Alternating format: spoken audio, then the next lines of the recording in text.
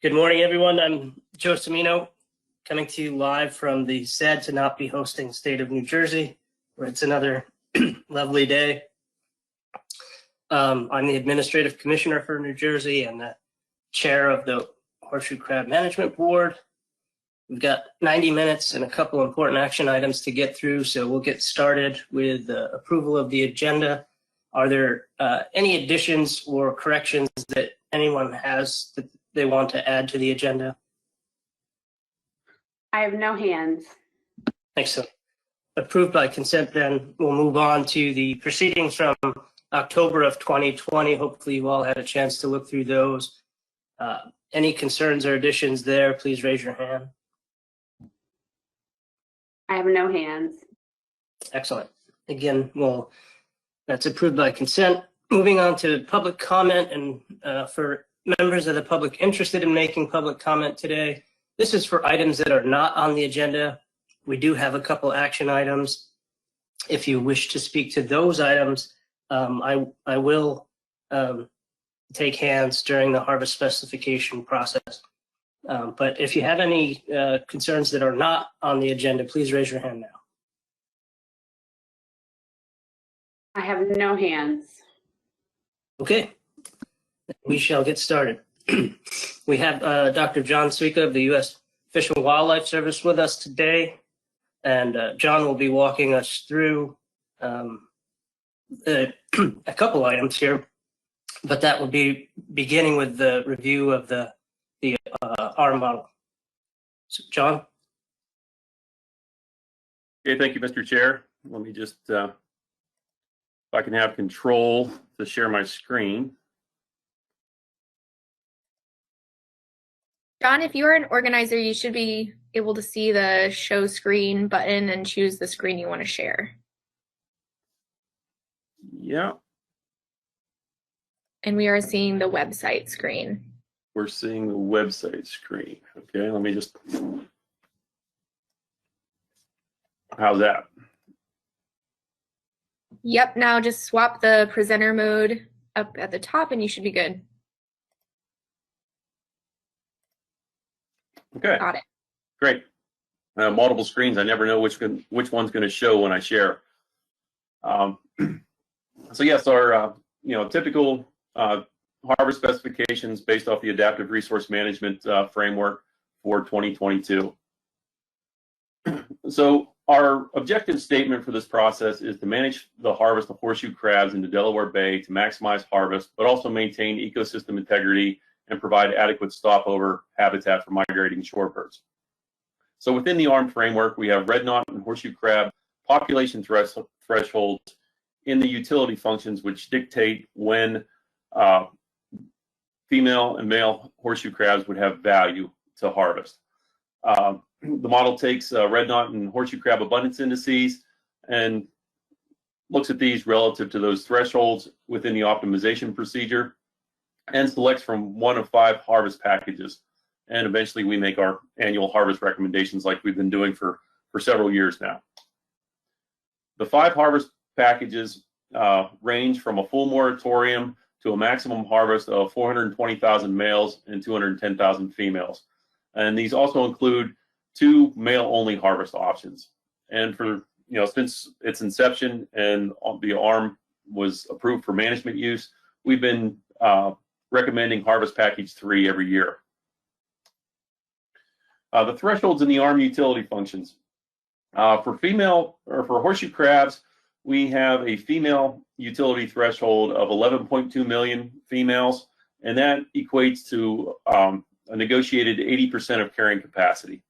For red knots, the harvest of female crabs starts to have value once red knots hit 81,900 birds. And this is based off of a mark recapture estimate and peak aerial counts, going back in time as how we, came up with this threshold.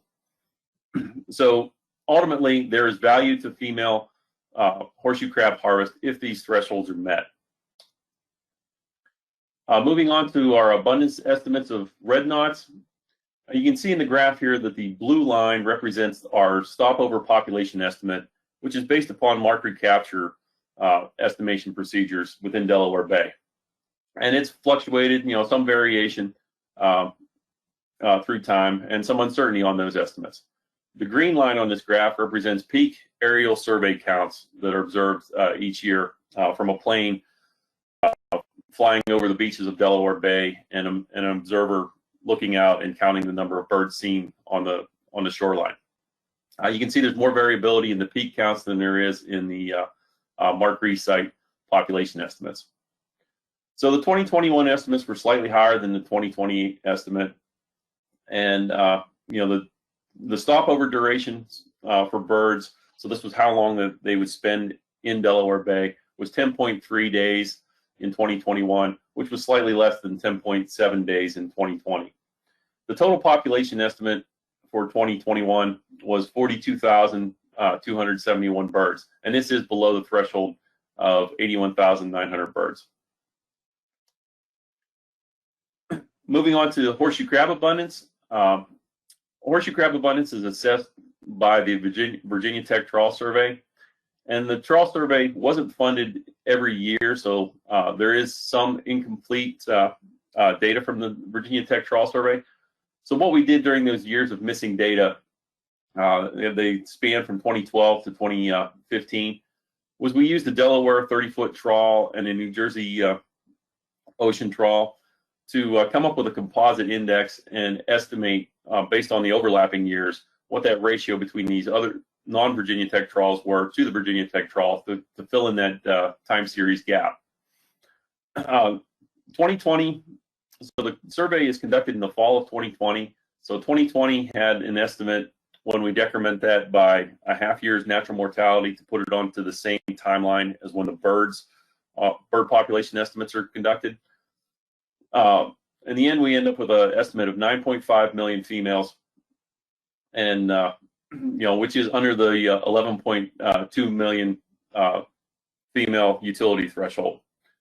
And total population, we had 9.5 million females and 29.7 million males. So when we put these values of abundance for male and female horseshoe crabs and red knots into our decision matrix that comes from the optimized ARM model, we recommend for 2022 harvest package number 3 again. And this would be 500,000 male harvest and 0 female harvest. Again, both red knots and horseshoe crabs were below their utility thresholds, and therefore no female harvest is recommended at this time. When we take those harvest recommendations and put it into our allocation algorithm, this is the breakdown by state of how many males each state could harvest of Delaware Bay origin. So for Delaware and New Jersey, roughly 162,000, Maryland 141,000, and Virginia 34,000. Also within this, we recognize that not all crabs in Maryland and Virginia waters are of Delaware Bay origin, so we account for that, which allows a total quota for Maryland and Virginia to be a bit higher. So for Maryland, almost 256,000, and for Virginia, 81,000 male only. And with that, I'll take any questions on this year's allocation and recommendation. Great, thanks, John. Let's open it up to the board. Tony, please, if you have any hands. There are no hands currently. I have a Okay. hand now. Go ahead. David Board. David, go ahead. Yeah, thanks, Mr. Chairman. Is a question. I don't know a lot about red knots, but the decline in red knots is it a are there other indices from other areas that comport with the same rate of decline that we've seen in the U.S.?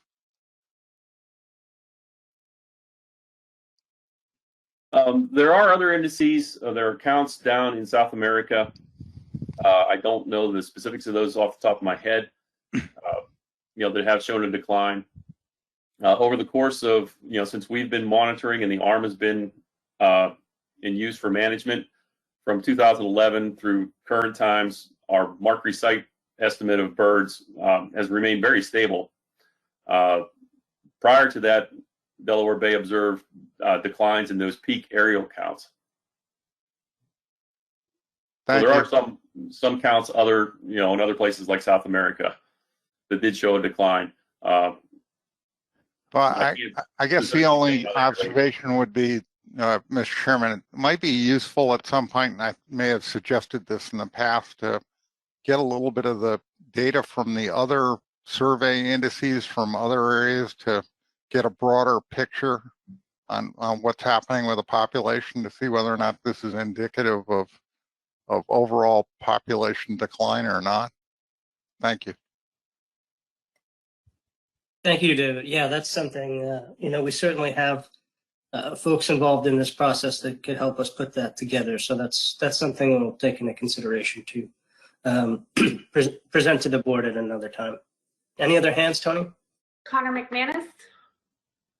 Go ahead, Connor.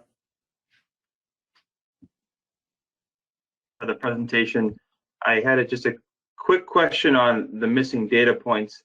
It sounds like there was to estimate those, it was a kind of a crosswalk comparing other surveys from the region to data fill, and I guess I was curious if there was discussion of other tools such as like a moving average or some type of random walk to estimate those from the actual trawl survey, as opposed to estimating them from others, which obviously have issues in terms of comparability, catchability, spatial temporal overlap. So I just was curious if you could speak to that a bit.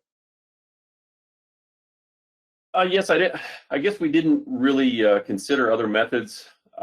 We looked at the correlation between the New Jersey and Delaware trawls with the Virginia Tech trawl and used a linear mixed effects model to, combine the surveys overall. And, we did see that, that combined composite index did show a good correlation to the Virginia Tech trawl over, for when we had overlapping years of both time series. And then we just used a straight up, regression equation to fill in those data gaps. We didn't explore other models, such as you say, like a random walk model. Hopefully the Virginia Tech survey continues to receive funding every year. And this, our hope is this won't ever be an issue again.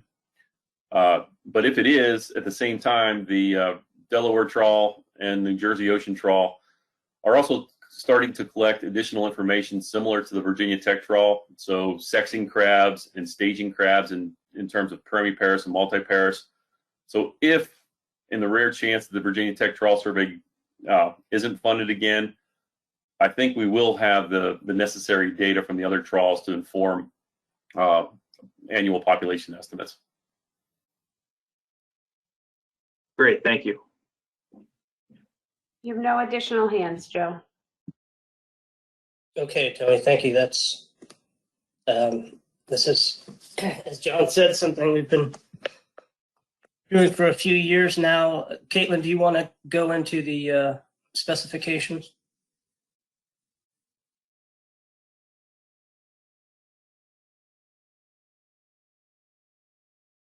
Sorry, yes. The specifications can be set by the board based on the recommendation from the committee.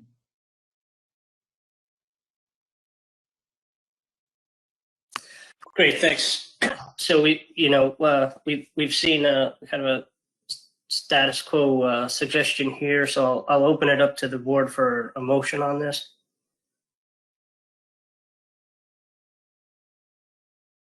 You have Mike Luisi. Thanks, Thanks. Mr. Chairman. I'm happy to make the motion. Do you have something already prepared that I could read? Or I'm trying to come up with it off the top of my head. Maya, could you please pull up? Yep, thank you. There we go. Okay, so I move to select Harvest Package 3, 500,000 male crabs only for 2022 horseshoe crab bait harvest in Delaware Bay. Thank you, Mike. And do we have a second to that? We have Pat Gear. Very good. Thanks, Pat. Is there any discussion amongst the board on the motion? Mike Luisi, your hand is up or no? Okay. No hands are raised. Thanks, Tony. To be true to my word, I did say that I would open this up to the public if there were any questions or comments that they had. And just a reminder to the public, your hand is raised when the hand icon button has the red arrow pointing down.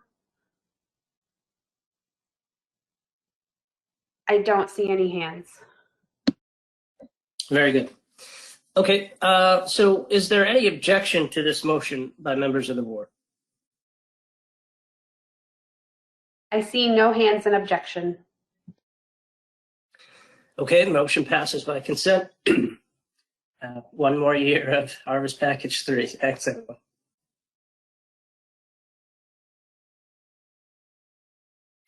So let me bring up my agenda here. And I believe that takes us back to John for the progress on the revision to the ARM framework. Hey, Joe, Yes. on the screen, we don't have who the second was on the last motion. We need to get that in there for the record. Yep. Okay, very good. Thank you. If you could. It was Pat Gear.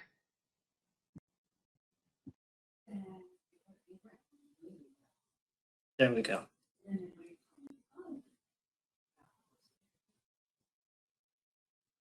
Okay. And John, before you start, I just wanted to give my thanks to the ARM subcommittee who've been putting in a tremendous amount of work on this. I really appreciate it.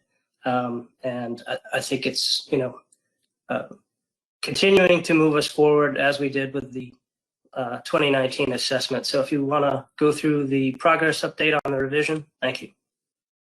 Yes, thank you, Mr. Chair. I'll share my screen again. And is this?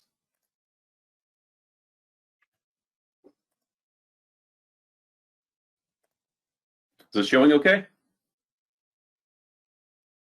Yep, we got it, John. Okay, great. So yes, this has been a work in progress now for coming up on 2 years now. So just wanted to give you a progress update, very quickly on where we're at in the process. So just to show a timeline, we've, redone models, put a draft report together. On October 4th, we had a webinar amongst the entire ARM subcommittee to review the draft report and the results. This draft report has now been sent to the Delaware Bay TC. That was on October 13th. This coming Monday, on October 25th, we will have a webinar with the Delaware Bay Ecosystem TC and the Horseshoe Crab TC to review the report. Between October 25th and mid-November, we'll have an opportunity to make any tweaks or changes to the report. It's going to be sent to the peer review panel. The peer review workshop is scheduled for November 16th to 18th. After that, we'll have some, December, January, we'll have some time to, make any changes that the peer review might recommend. And then it's anticipated that we will present the reports and our findings to the management board in January, at the winter board meeting in January. So we are going to have a couple of minority opinions. So, if there's not management board objection, we will add a term of reference to the peer review terms of references to address any of these minority reports. And that's, where we stand with the revision to the ARM. Okay, thanks, John. I think we all look forward to seeing this through peer review, and you did have something there for us. So I'll open it up to the board for questions and any comments on the TOR that John is suggesting, which is certainly not uncommon, but we thought it would be good to have it specifically spelled out as a TOR. Tony? I have currently no hands. One hand, Mike Luisi. Yeah, thanks, Tony. Thanks, Mr. Chairman. John, can you, regarding the minority report, my staff indicated to me that there might be some discussion about female harvest of horseshoe crabs. Is that what you're referring to based on the minority report, or can you get into any more detail about where that might go as far as that term of reference? I hesitate to divulge too many details because this hasn't gone through the Delaware Bay Ecosystem TC yet. They haven't weighed in on the process, and also it hasn't been peer reviewed. So if you'd allow me to not specify any details, that would be appreciated at this point in time. That's totally fine. I just was wondering if there was any additional information you could provide, but I totally understand. That's fine. Thanks.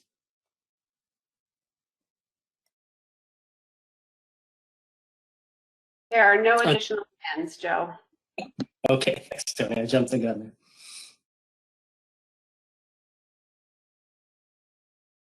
there. Okay, well, with that then, and thank you once again, John. I appreciate that, and please pass on our thank you from the board to the ARM group for all that hard work.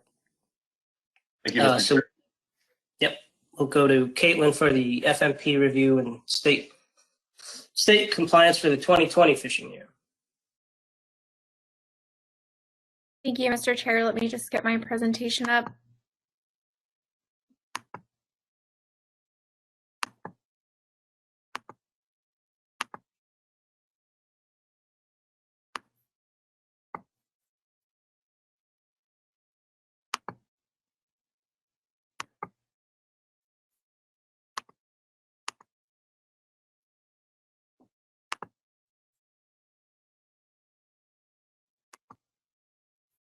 Okay, can you see the slides? Yep, we're good. Thank you. All right, thank you. So as our chair noted, I'll be going over the horseshoe crab FMP review for the 2020 fishing year. Before I start, I do want to note that the draft FMP review document that went out in the supplemental materials to the board has some numbers and information that need to be updated following this meeting. Specifically, the compliance report from Massachusetts was not available until earlier this week, so my presentation today will include those most up-to-date numbers, and I'll incorporate those into the document after that meeting, but just so folks are aware that there will be some discrepancies between the document and my presentation today. Okay, so I'll start off with a short and sweet review of the management history for horseshoe crab at the Commission. The FMP was originally approved in 1998, and then in 2000, Addendum 1 established the state quotas for bait harvest and de minimis criteria. In 2001, quota transfer provisions were established through Addendum 2. Addendum 3 and Addendum 4 established state quotas and seasons for the Delaware Bay region, and then Addenda 5 and 6 extended those provisions. And then in 2012, Addendum 7 was approved, which established the current adaptive management resource framework for the Delaware Bay. This figure is showing the annual values of reported horseshoe crab bait harvest, biomedical collections, and estimated biomedical mortality in millions of crabs over the time series. And as you can see, the bait harvest is lower in 2020 compared to 2019, while biomedical collections increased slightly compared to 2019. For bait harvest in 2020, the total number of reported was 456,675 crabs, and that represents a 45% decrease from the 2019 landings and approximately 20% of the Commission's coastwide quota for horseshoe crabs, which is 1.59 million pounds. The states of Massachusetts, Delaware, New York, and Maryland made up for 90% of the total coastwide bait harvest when combined, and each state harvested 36%, 27%, 14%, and 13% of the total, respectively. And it should be noted that the decline in landings observed in 2020 was likely a result of the COVID-19 pandemic, not necessarily due to declines in abundance. So For biomedical in 2020, the number of crabs collected for the sole purpose of LAL production in the biomedical industry was just over 697,000 crabs. This represents a 9% increase from the 2019 value, and the estimated mortality of biomedical only crabs was 106,339. And as a reminder, this totals the sum of the number of observed mortalities plus 15% of the total crab's blood. The biomedical mortality represents about 19% of the total mortality in 2020, and that includes the bait harvest. That total is about 563,000 crabs. And again, that total mortality number is a big decrease from 2019, considering the decrease to bait harvest. So as you might expect, COVID-19 did have some impacts on state sampling in 2020. So I just wanted to note that several state surveys were unable to be conducted, while others saw a significant reduction in sampling effort due to restrictions as a result of the pandemic. Those are listed here and in the FMP review document. And for de minimis status, states can qualify if their combined average bait landings for the last 2 years are less than 1% of the coastwide bait landings for the same 2-year period. And in 2020, South Carolina, Georgia, and Florida requested and meet the criteria for de minimis status. New Jersey and Potomac River Fisheries Commission also meet the criteria but did not request de minimis status. So these are some of the recommendations based on the PRT's review of the annual compliance reports. First, the PRT again is recommending the Commission continue to prioritize finding long-term funding for the Virginia Tech Trawl Survey. Again, this is a critical piece of information for our current management program. The PRT also recommends working towards getting annual estimates of horseshoe crab discard removals. And then lastly, this is an item that's come up during the FMP review for a number of years, which is that the biomedical mortality threshold of 57,000 crabs has been exceeded. The FMP specifies that if this threshold is exceeded, the board is required to consider management action. And during the past few years, when the board has discussed this issue, the conversation has come back to the fact that we do not have scientific evidence that the biomedical mortality is affecting population status, and therefore action is not warranted. In the 2019 assessment, a sensitivity analysis was run in which the total biomedical mortality for the coast was input into the catch multiple survey analysis model for the Delaware-based stock. And the conclusion from that was that the biomedical mortality rate did not have an impact on stock status. It's also worth reminding the board that the threshold set in the FMP did not have a biological basis, but was based on biomedical mortality rates at the time. So given the biomedical mortality rate has continually exceeded this threshold in recent years, and that's likely to continue, and taking into account the advice from the assessment that says the recent levels have not likely had a negative impact on the stock, I see the board having two paths moving forward to address this. One is to do nothing, meaning the issue may present itself to the board every year and you'll have to keep discussing it annually as per the FMP. The other is to consider taking an action, and that action could be to consider modifying the threshold through an addendum or otherwise change the FMP requirements to address this issue in some way. Taking an action would also allow a plan development team to put some work into analyzing options and coming up with recommendations for how to address this issue. And on that note, I'll throw out just one thought, which is that if the ARM revision is peer reviewed and accepted by the board early next year, I do believe that would require an addendum to implement. So this could be another issue addressed in that same action. So I know that was a chunk of information for the board to digest, but I did want to give you all the opportunity to discuss this today.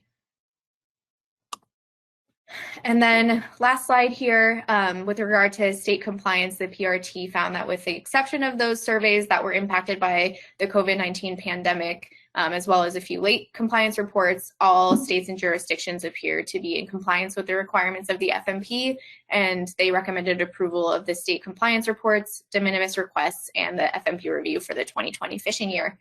And that's all I have, Mr. Chair. I can take any questions. Great, Caitlin. Thank you. That was very well laid out. Very thorough report from the and recommendations from the plan review team as always. So that was a lot, and like I said, I think Caitlin laid it out very well. So Tony, do we have any questions from the board? We have 3 hands: Roy Miller, John Clark, and Mike Millard. Okay, in that order, go ahead, Roy. Thank you. Caitlin, thank you for that report. Are you able to bring up a graph showing the biomedical harvest over the years? Thank you.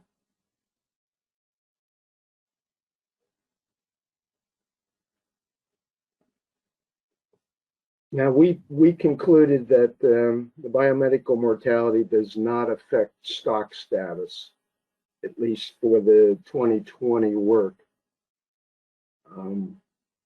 I assume there'll be further analysis of that in the future via the ARM group or the Delaware Bay ecosystem group. If I could reply, Mr. Chair. Yeah, please, Caitlin, for all of these questions, go ahead. So correct. The 2019 assessment looked only at the Delaware Bay region because that's the only region we have a population model for. So what it looked at was if you were to assume that all of the biomedical mortality comes from the Delaware Bay region, if that is having an impact on the stock status, and the answer that they concluded was no, it doesn't appear to have an impact on the stock status. So during the ARM revision, there are considerations for biomedical mortality numbers to be included in the model. So that is work that is going into the revision and would be addressed if that revision is approved on an annual basis. Does that answer your question, Roy? Yes, thank you, Caitlin. I mean, you can look at the, anyone can look at that graph and wonder if the biomedical collection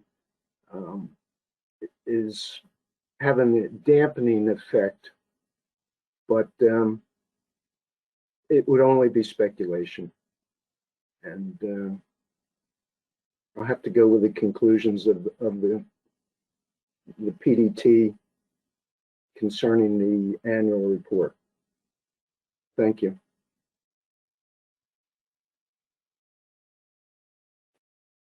Thanks, Roy. I believe John Clark was next. Thank you, Mr. Chair. My question kind of follows up on Roy's. I was just, you could just refresh our memories as to why the threshold for biomedical mortality was set at 57,000. And you mentioned that it's been exceeded regularly for years. And I know certain actions have been talked about, but nothing's been done. But how long is this? When was it set and why was it set at 57,000? Thanks. Thanks, John. I believe that it was set in the original FMP, if not a very early addendum. It's been exceeded for 13 of the past 14 years.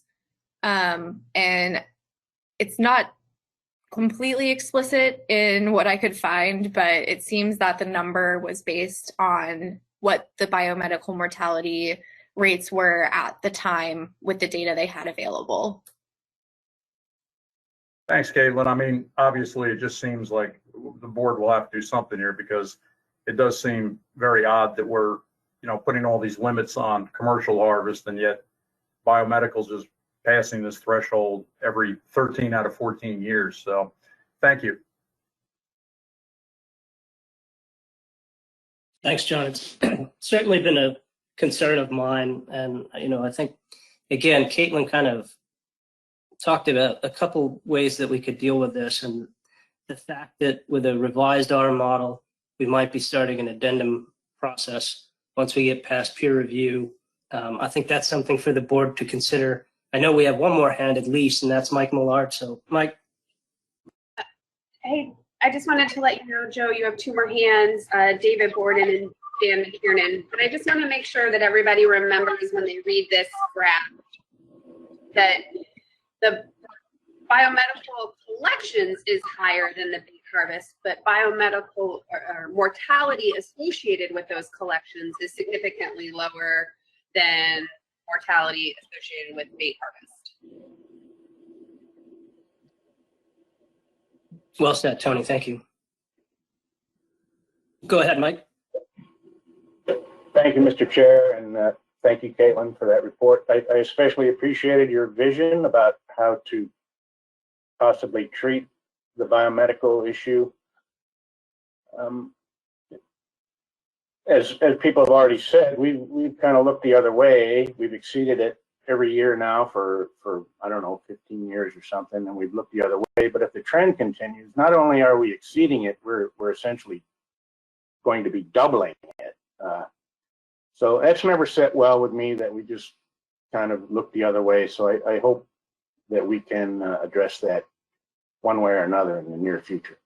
But my question is, perhaps either for you, Caitlin, or for John, as we ponder that biomedical mortality, it makes sense to also think about the other non-directed mortality, the bycatch and incidental mortality in the other year.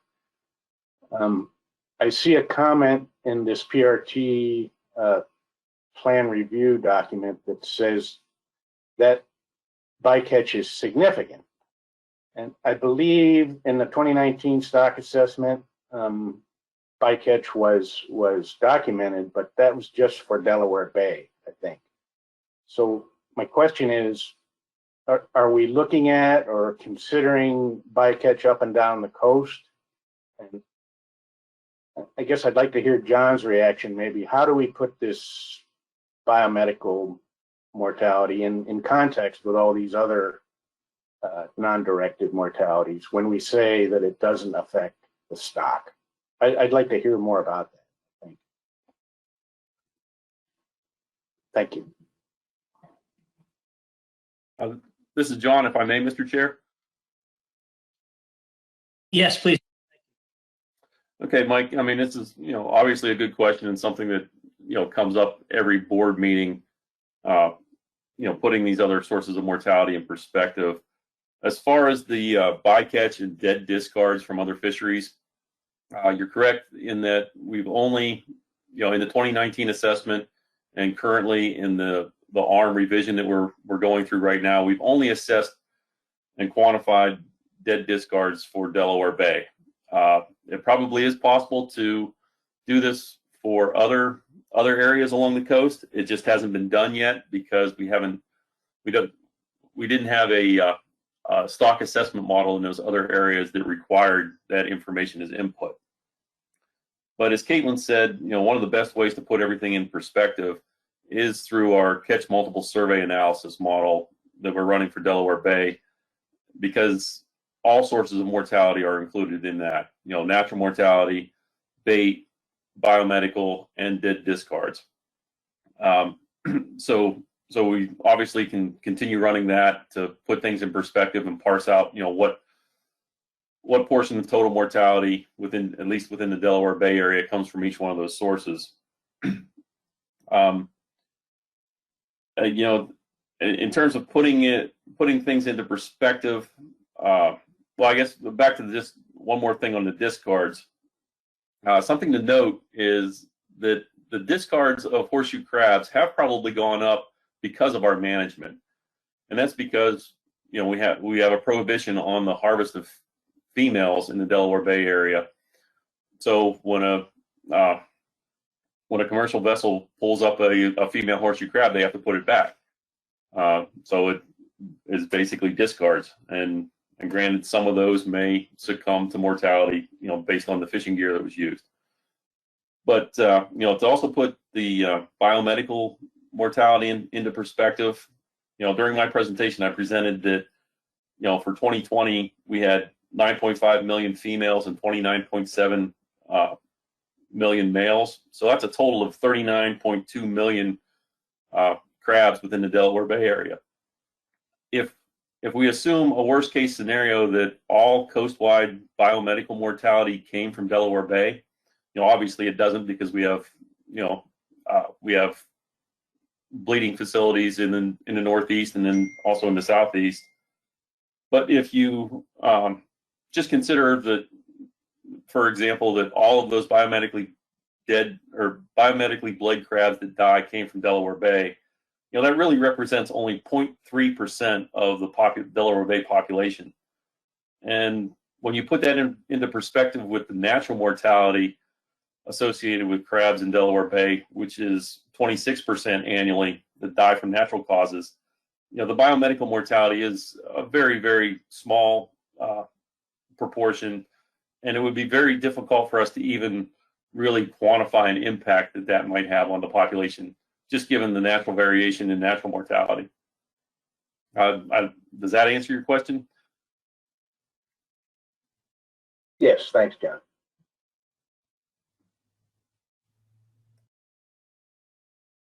Thanks, John. I think it answers another question, and it's you know, why have we not taken action through all these years? But it does speak to, then, do we have an appropriate threshold, of course, and that's a question, you know, that doesn't need to necessarily be answered today, but it certainly sounds like there's will from many board members to at least further that discussion at some point. But I know we have a few more hands, so I think David Borden was next.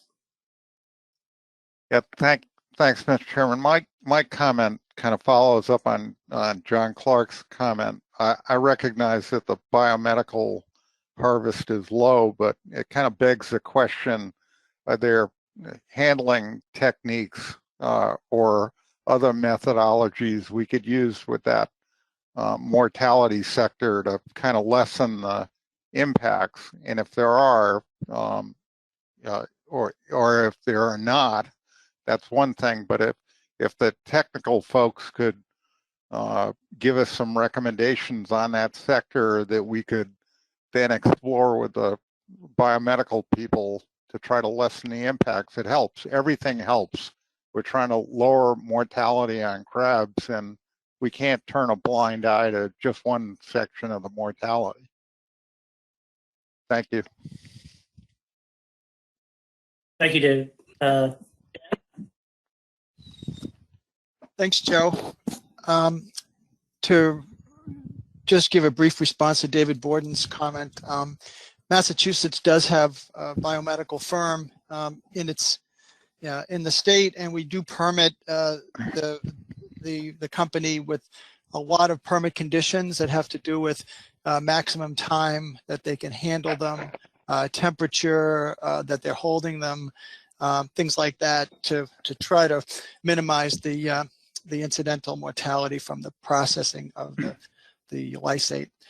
But the reason I raised my hand, and I know I brought this up last year, and so I'm going to make this a more urgent request. I'd really like the technical committee or the plan review team to stop presenting the years 1998, 99, and 2000 and maybe 2001 in the annual total harvest estimates. I believe that those years may not be accurate. I know that data collection methods evolved, and they're much better today. In fact, our program really came into its own around. Of course, we all have to be counting crabs, but when the quotas were kicked in. But some of those numbers in 98, 99, and 2000, I know because I was around then. Some of those were estimates that weren't reliable enough for us to even continue to manage our quota. We have a 330,000 crab quota under the interstate plan, but as a state, we limit our harvest to 165,000, half of that, because we believe that some of those early numbers were inaccurate. So I just don't think that those numbers have the same quality in terms of precision or accuracy. And so when I see this graph, it appears that there was an awful lot of bait harvest back in the late 90s and in 2000. And then you can see the management plan kick in. And I agree, the management plan's been effective at controlling harvest, but I don't think those early numbers are accurate. So I would ask for next year's report, if the PDT, I'm sorry, the PRT or the technical committee could just weigh in on that and maybe, not show the trends as during this time period, like cut those years off. I don't think they're meaningful. We obviously have no biomedical collection data in those years. And then we can move on to the years that we've been actively managing this fishery. Thanks. Okay. And I guess, Tony, you can correct me if I'm wrong, but I don't think you necessarily need a motion to task the PRT to consider that. We don't need a motion. You could do it by consensus, but before we make the promise, if we could just say that we would let the PRT evaluate that and see how it impacts the information we're giving you. Yeah, that's all I'm asking for, an evaluation. Thank you. Okay, I think that's fair. But of course, if anyone has any objections to that, please raise your hand. We have Chris Wright with his hand up, and David, I don't know if your hand is left over or not. Still, it's up again. Quick point.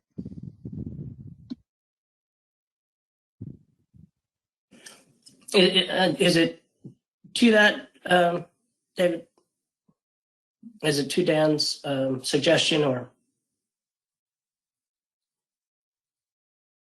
Mr. Chairman, you're a little broken up. Are you calling on me? Oh, sorry. I was asking if your quick comment was to Dan's suggestion or it was another point entirely. Yeah, I'm supportive of what Dan suggested, but I appreciate his response to my question. So once again, it begs the question, do all states require the additional restrictions in handling techniques that Mass does? And if they don't, then I think it would be useful to have a technical group review the Massachusetts requirements and see whether or not we should make it a plan condition or some variation of that a plan condition. So if we're going to get technical people together on one issue, they could review that other issue. I think that would be informative. Thank you. Sure, yeah. I know there are best management practices throughout, but whether or not those are permit requirements, I think is something that, like you said, it would be useful to have a report on in the near future at a board meeting. So that's fair. Thanks, Dave. And Chris, go ahead. Yeah, I just wanted to follow on Mike's comments in regards to the dead discards in the bycatch. At the last stock assessment, that was the one thing that the peer review folks noted, that was the most important aspect in regards to mortality that's not being necessarily addressed or accounted for. And that's, if we're going to be looking at like threshold for the biomedical, which I think does need to be looked at, but it's not necessarily in my mind worrisome. It's more like it's an optics issue, because the biomedical use is a valid use. It's just that we have to allocate those resources and account for them. And right now we're not really accounting for them correctly. But I think the dead discards from the other fisheries need to be accounted for. And if I recall correctly, and John or any of the other tech folks from the TC can correct me, but I believe that it was almost estimated by the peer reviewers to be almost as high as the harvest, the direct harvest. So that's a little bit more concerning to me than the biomedical, which is much less significant. But I think we need to have the TC and the ARM address those things, and so that we can just have proper accounting, because right now the optics look like biomedical is harming the stock, and it's not. But we need to address that threshold because it's not necessarily realistic with what's happening currently. All good points. Yes, thanks.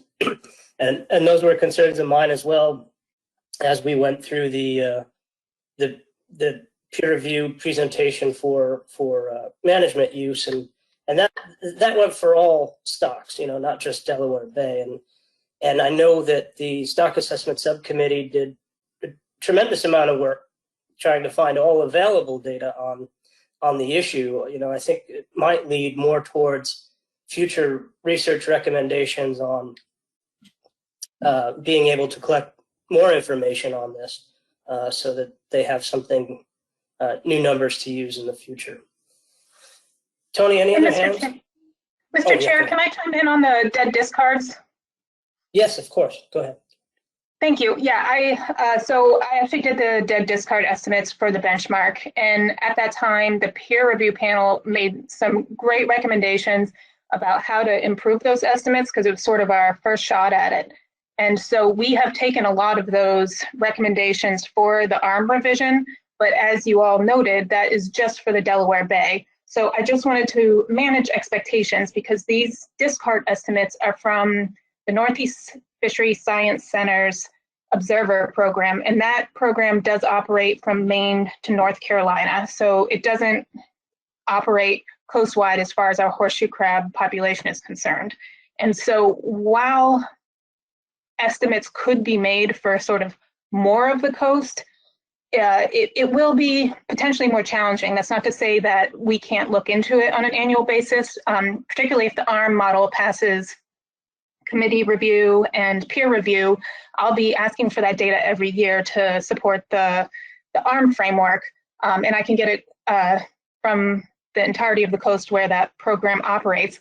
But we did look into that during the benchmark, and it was challenging because it is a modeled approach. It's a ratio estimator, and the Observer Program isn't necessarily designed for horseshoe crab. It's a federal program for federally permitted boats, and some of the states just didn't have the data to support those ratio estimators, and there were a lot of kind of modeling problems. So it's certainly something we can look at in the future, but I think we should manage expectations about trying to do those coastwide on an annual basis, if that's helpful. It's very helpful, Kristen, and I apologize.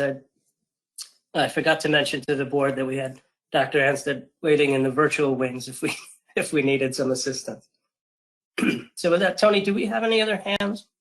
We do. We have Rob LaFrance, Roy Miller, Craig Pugh, and then you have a member of the public. Okay, that's fair. Let's start with Rob. Go ahead. Thank you, Mr. Chair. I just wanted to be supportive of what David Borden was saying. I do think it's important that we look at what Massachusetts is doing in terms of best practices and take a look at how to improve the number of crabs that might die as a result of the activity that happens from that, and see what we can do to help reduce on the margin those that mortality. I would also suggest that analysis might be helpful in really making certain that we really truly understand whether or not that 15% mortality rate is accurate. So I just want to be supportive of David, and thank you for the time. Sure, thank you. Yeah, and again, I think some of this has been covered in the past, including the fact that that they do model other mortality estimates, but it's certainly something important to revisit. Sorry, Tony, I think Roy was next in line. I can't remember if I said Roy or Craig first, but they are both in line. Okay, well, how about this? We've heard from Roy, so why don't we let Craig go first, and then we'll go to Roy. So go ahead, Craig. Thank you, Mr. Chair.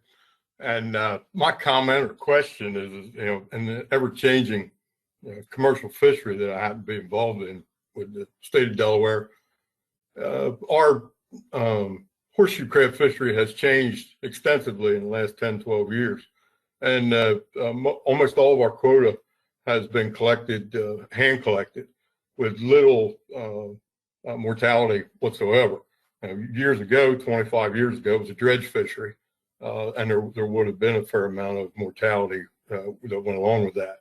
But in most recent years, almost all of our quota has been collected by hand, and then transported out either by truck or trailer to the markets, leaving very, very little mortality. So this is a pretty big change in the mortality statistics, I would expect. Thank you. That's actually, yeah, that's a great point, Craig, because, we are talking about doing our best to make those estimates current and future needs.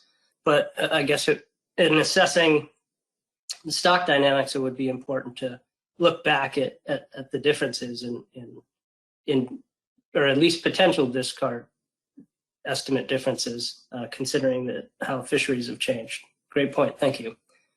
Roy, go ahead. Thank you, Joe. I was just going to add, I think Dan's suggestion of the PDT taking another look at the early years of the bait estimates that you see on this graph that's before us, that's a good suggestion. But I would remind the board that the reason we started this horseshoe crab management plan in 1998, there were some pretty alarming numbers in terms of harvest back in the 1990s. That's how we embarked on this FMP process to begin with. And so I wouldn't be too quick to prejudge those early numbers that you see in this graph as inflated until a more thorough examination of the records from back then is done, and including whatever information was anecdotal at the time. So let's not jump to too many conclusions yet pending the further analysis. Thank you. Sure, fair points. Thanks, Ryan. Tony, you said a member or members of the public? We have one more commissioner, Emerson Hasbrook, and then you have Alan Bergenson and Brett Hofsmeyer. Yep, okay. Emerson. Yeah, thank you, Mr. Chairman. Can you hear me?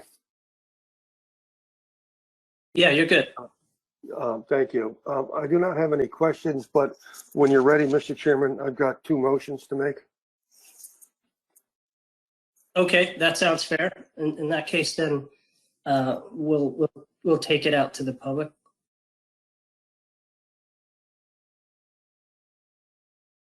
And Tony, you said, I'm sorry, it was Allison?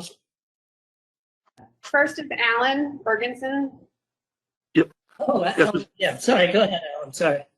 Okay, hi, Mr. Chair. I'd like to point out to answer an earlier question regarding best management practices.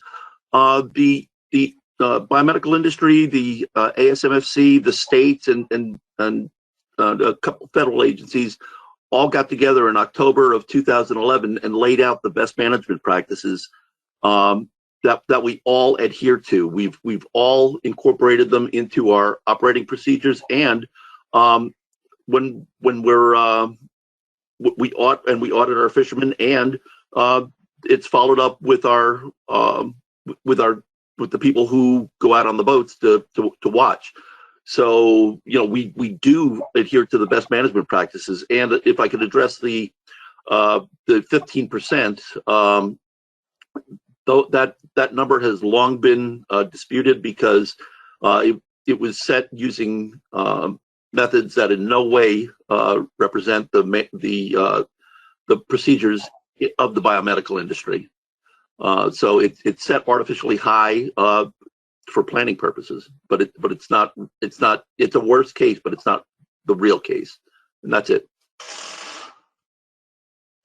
Thanks, Alan. We appreciate the perspective, and I do think there was another element of that request that I still would like to have reported out to the board, and that's just kind of where it falls from state to state on permit requirements regarding all this. But I appreciate that. And go ahead, Brett. Yes, thank you, Mr. Chair. I appreciate it. For the record, my name is Brett Hoffmeister, LAL Production Manager at Associates of Cape Cod. I also serve on the advisory panel. And two quick comments. First, regarding the 50,000 threshold, 57,000 threshold for biomedical.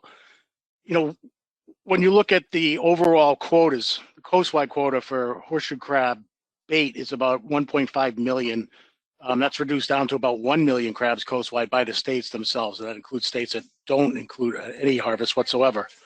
You're looking at the total mortality of the biomedical and bait combined, and it's well below these thresholds. So when the question of whether or not the board needs to take action on the biomedical threshold, I think that that's something that in the past has been taken into consideration. I mean, we're not even approaching the thresholds or quotas for bait. So when you roll in the biomedical, it's clearly not something to be overly concerned about. Second comment very quickly would be regarding the biomedical mortality. Again, a lot of comments and questions surrounding that. The one thing I would point out was that the most recent published paper in 2020 by U.S. Geological Service and the Fish and Wildlife Service, I think Dr. Smith worked on that, did look at biomedically bled crabs. So there was about 78,000 crabs that were bled by biomedical companies in the Delaware Bay region that were tagged and analyzed over years. And that mortality was better than the controls in some cases. So, you know, to Alan's point, the mortality that we have estimated or you have estimated for the purposes of management at 15% is high, assuming some worst case scenarios. The actual mortality is demonstrated by at least one large scale study. It's significantly lower. It's very low in contrast to some of these other studies where, you know, they did not even remotely follow the practices of the biomedical companies. So, you know, it's a suggestion for the future that may be something that be included or at least considered in future biomedical estimates. So that's all, and I appreciate the time. Thank you. Yes, and thank you. And I am sure that the group working on it at every benchmark will continue to evaluate that. So Tony, we know that Emerson is waiting with a couple of motions, and I appreciate hearing that, Emerson, because I think that this would require you know, two potential motions if we're interested in taking action on the threshold. But are there any other hands, Tony? No other hands. I think you're ready for Emerson. Sounds good. Go ahead, Emerson.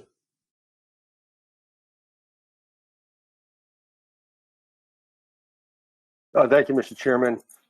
So my first motion would be to accept the FMP review. So does staff have a motion prepared for that? Yeah, move to approve the FMP review for the 2020 fishing year, state compliance reports, and de minimis status for South Carolina, Georgia, and Florida. That's great. Thanks. If we could get a second to that, and Emerson, if you don't mind, I think this is going to be pretty easy, so I'd like to dispatch this entirely before we move to your second. But do we have a second, Tony? David Borden. Great. Thanks, David. So we have a motion and a second. Is there any discussion on this? No hands. Okay. I kind of had a feeling. So a show of hands if there's any objections to this. If not, we can approve this by consent. I see no hands and objection. Sounds great. Back to you, Emerson. Thank you, Mr. Chairman. And I'm just doing this next motion on the fly here, so I'm open to edits and suggestions on it. So move to initiate an addendum to review the threshold for biomedical use, to develop biological-based options for setting the threshold, and to develop options for action for when this threshold is exceeded. Also, within the addendum, to review best management practices for handling biomedical catch and suggest options for updating and or implementing these best management practices.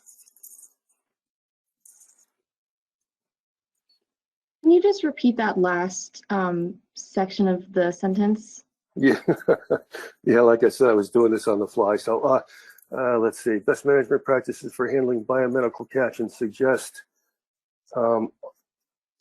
options for updating and implementing BMPs.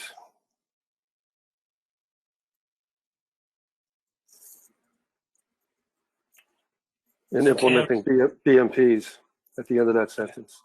B. Best management practices. Best management, yeah.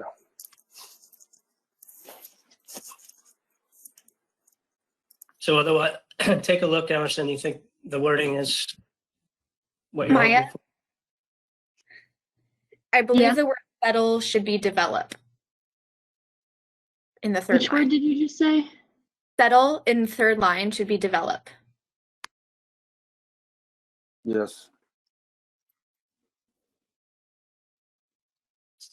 Okay. Hold on one second, Joe. Maya, instead of it's and to develop options for actions, right, Caitlin? Yes, sorry. It should be develop biological based options for the threshold and to develop options for actions when the threshold is exceeded. Right.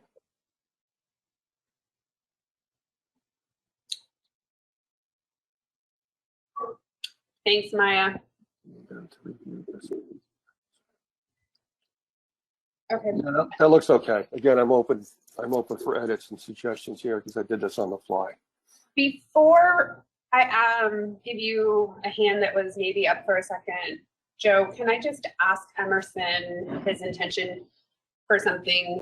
Caitlin had mentioned that we'll get the ARM review hopefully at the and peer ARM model review and peer review at the winter meeting. And there potentially could be some management action following that review. Emerson, would it be, is your intention to wait until after we have that peer review? Could we have, instead of initiate an addendum, have the peer plan review team or plan development team, either one, review the information and bring it back to you all before you decide if you're going to start the addendum? I just was hoping we could have an addendum that was potentially on one track. So it could address. Yeah, that's fine with me, Tony. If you think that's a better process, I just don't want to, in a way, ignore the fact that we have a threshold that we continue to ignore when we exceed it. Right. So if you think it's better off to have this reviewed and then circle back to it in our winter meeting, I'm fine with that. But I just want to initiate an action right now, whatever is most appropriate, to start to move this forward.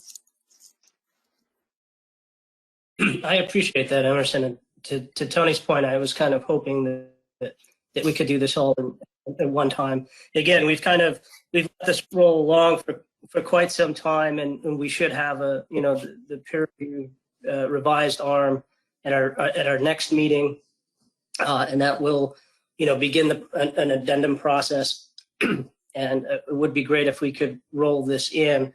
I don't see this going away since I think the threshold needs to be revisited. So with that in mind, and it's the wording to that timing is a little complex, I guess. Tony, do we need to correct, or should I look for a second with an understanding on the record of the intent? I think it would be great to correct, and then just instead of saying initiate an addendum, we would just in the two places where it says addendum, just say move to have the plan development team review, also have the PDT review. Yeah, I'm fine with that.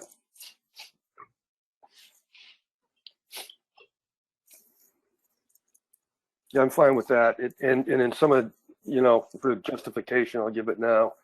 We shouldn't have a threshold that we continue to ignore, right? It seems that the threshold has no biological basis, and then we also have no basis to ignore it. So I think we need to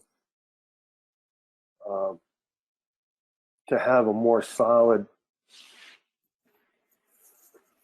development of the threshold, and then have a better reason for us to either ignore it or initiate some action.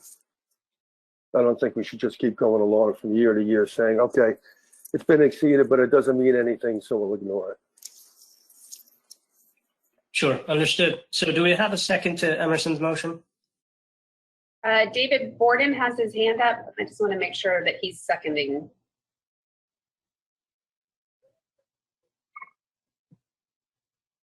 David, are you seconding? Yes, but I'd like to comment on this. Yeah, go ahead, David. So my suggestion is I'm totally supportive of what Emerson is attempting to accomplish. I think he's 100% right. Excuse me, 100% right.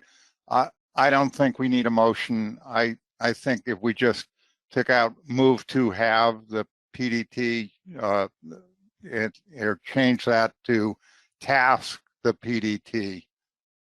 So it would be a directive, as Tony suggested, it would go to the groups, it would be reviewed, then it would come back to us, and I think we'd be in a better position to actually decide on whether or not we want to initiate an addendum or what path we want to follow at that point. We'd be better informed. So if Emerson were willing to make that editorial change, I think we can dispense with a motion. Yeah, I'm fine with that, but I don't know, do we need a motion though to task the PDT to do something? Mr. Chair, you have a motion on the table now, so I think if you just wanted to vote on it, it would be the cleanest now that you have a motion on the table with a second. Agreed. I appreciate the review, Tony. And also, I think it might be a little easier to have a discussion on the motion that way. It sounded like there's a lot of support, but we do have a motion, as Tony mentioned. We have a second, and so hands for any discussions or thoughts on the motion. Thanks. We have Roy Miller. Go ahead, Roy. Thank you, Joe. I just wonder if the plan development team is the best body to review best management practices for handling biomedical catch. I confess I don't recall who's on the PDT exactly, but they may need outside expertise from the biomedical industry in order to review best management practices. Thank you. Well, thanks, Roy. I think, as we had a couple of industry members today mentioned that those BMPs are out there, they're updated and being used currently. So I think that information would be available to a plan development team. And Tony, I don't know if we have a current development team sitting or if this is something that needs to be created after we move forward here. But Joe, you're correct. We would create a PDT and we'll get the best folks. We might even create 2 different ones. Caitlin and I will talk about it and figure out if we need to have some people doing the BMPs and other folks reviewing the thresholds. We'll determine that after the meeting and then send an email out to the board for nominations. Very good. Thank you. Any other hands?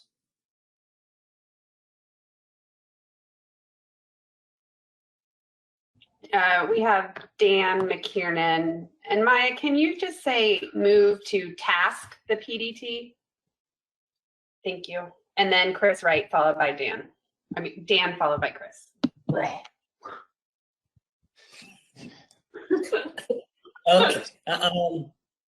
So now you're saying Chris had his hand up first. Go ahead, Chris. Oh, I just have a question. I'm in support of analyzing the motion of getting to what the threshold is. But I guess with the PDT, are they going to have enough information to come up with some kind of recommendations back to the board? Because one of the things that has happened since the COVID pandemic is I believe that the demand for the product from that biomedical harvesting has increased. And I believe that's why we're seeing an increase in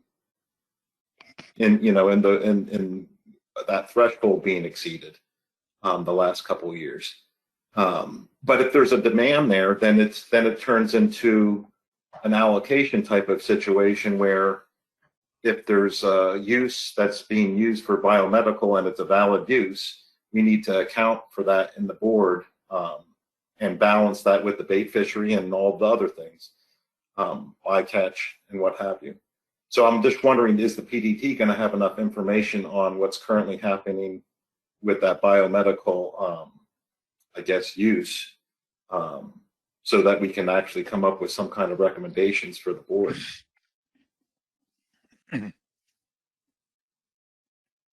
It's yeah, it's a question, and without having a team together or having started this process, I'm not sure if anyone wants to put on the spot to attempt to answer. I think, Joe, we'll just figure that out once we have the team together. We'll compile the information that we have available to us, and then they'll be able to look at what they have and provide information back to the board. I think that's fair, Tony. And as board chair, I do know that industry has put out some statements regarding the need for the product during the pandemic, and so I think information is out there.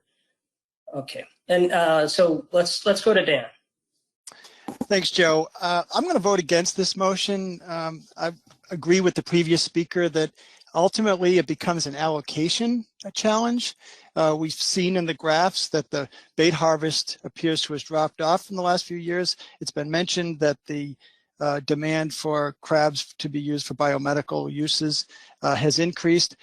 I don't think it's possible for the PDT to establish a biologically based threshold. This was discretionary when the board enacted it 2 decades ago, trying to, I think, capture things as they were. Clearly, we've exceeded that, but I don't think, at least at many local levels, there hasn't been impacts on stocks, especially up our way in the Mass, Rhode Island area. And so I wasn't expecting this to be dealt with at today's meeting. I think it's a little rushed. I'd recommend the board take this up in a more substantive way, maybe in February. I think it's premature. Okay, thanks, Dan. And I think that although one thing that would be initiated from this motion today would probably be getting together 1 or 2 plan development teams, but other than that, I think a lot of this will be following, our peer review.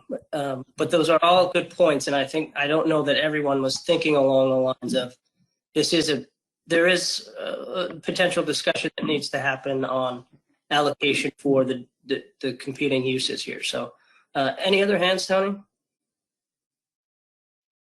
I have no additional hands. Okay, thank you. With that, I'll we have 10 minutes left. Dan and others might have not been expecting this, so I'm going to give 2 minutes for caucus. I in fact have to get together with my delegation on this as well. So if somebody could, great, thanks. Let's get that started, and then I'll call the question.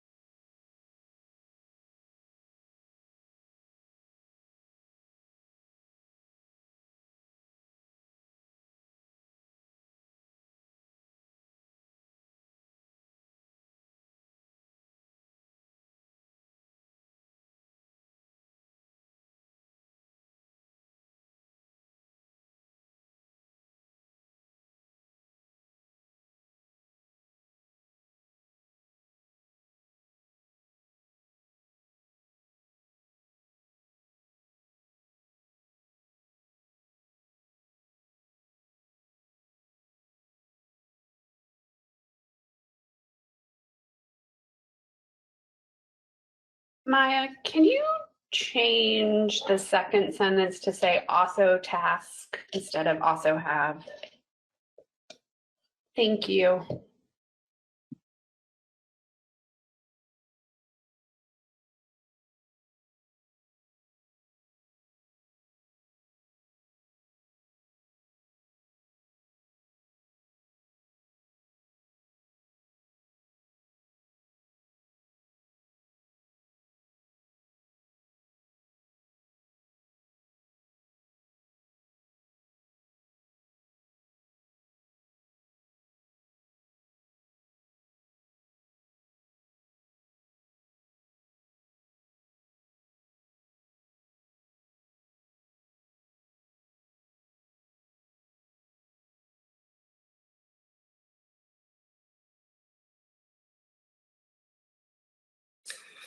Okay. Hopefully that was enough time for everyone. I'll give a second or two. Throw up your hand if you do need another minute. If not, I'd like to call the question. Joe, I don't see anyone with their hands raised. Do you mind reading the motion since we altered it? Sure, not at all. I'll be happy to do that. And we know there's some objections, so I will be looking for a true vote on this. Motion: move to task the PDT to review the threshold for biomedical use to develop biological-based options for the threshold and to develop options for action when the threshold is exceeded. Also task the PDT to review best management practices for handling biomedical catch and suggest options for updating and implementing BMPs. Excuse me. That motion was made by Mr. Hasbrook and seconded by Mr. Borden. So we have the motion in front of us. Can I see a show of hands, all of those in favor? I'm just going to let the hands settle for 1 second. I have NOAA Fisheries, Florida, Rhode Island, New York, Connecticut, Georgia, New Jersey, South Carolina, Delaware, North Carolina, PRFC, Fish and Wildlife Service, and Connecticut. I already had Connecticut. There we go. I think that's everyone. Yeah. Hey, Tony, this is Mike Luisi. I had my hand up, but I didn't hear Maryland. So Maryland in there. Sorry. Thanks, Mike. Okay, no problem. When hands go up late, the order changes. Sometimes I miss folks. Why I call you all out. All right, I put the hands down, Joe. I'm ready for the no's. Very good. All those opposed to this motion, please raise your hand.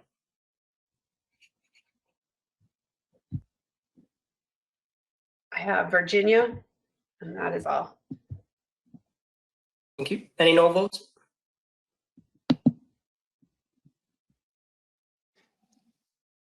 NULL. Is that what you're asking? Yeah. Yes. How did you have Massachusetts? I don't have a vote for you yet. Yeah, we're voting against. Against. Okay. So in the record, Massachusetts was a no as well as Virginia, so that's 2 no's. I had no null NULLs. Thank you, Tony. And I don't think we have any, but any abstentions to the motion? I have 0 abstentions.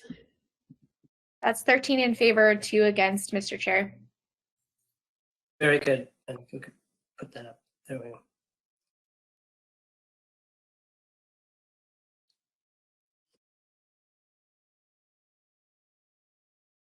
Okay, so we'll Tony, I guess we'll be expecting some emails from you on putting together a new or 2 new plan development teams.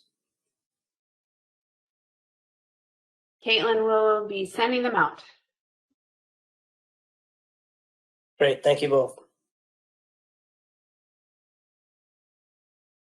We have another agenda item that we need a motion on,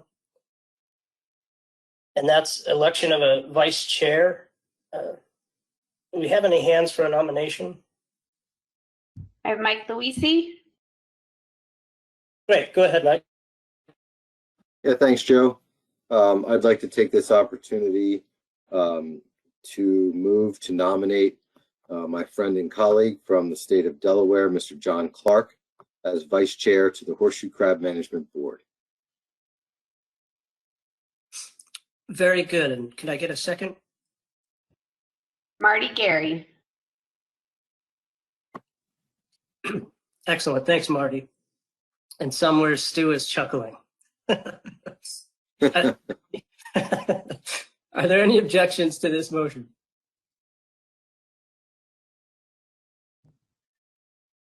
No hands. Great. Thanks, John. I appreciate you serving. This is an excellent crowd to work with, I promise you. And I think that covers. Thanks, Yep. Just really quick, can you just say that both the last two motions pass? Yes, of course. Sorry, Tony. It's okay. Technicalities. Yeah. Very good. So this motion passes by consent, and our last motion passed, I believe it was a count of 13-2.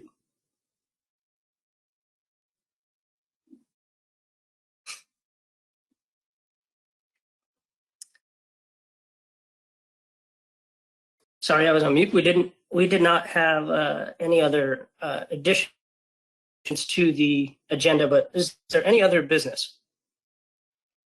I have no hands. Great. Well, Chris, I apologize. I thought I was going to give folks a little time to get some coffee before Spiny Dogfish started, but it looks like we came right up to it. So can I have a motion to adjourn, please? Motion by Mel Bell. Thank you, Mel. In a second. John Clark. Wonderful. I'm not allowing objections.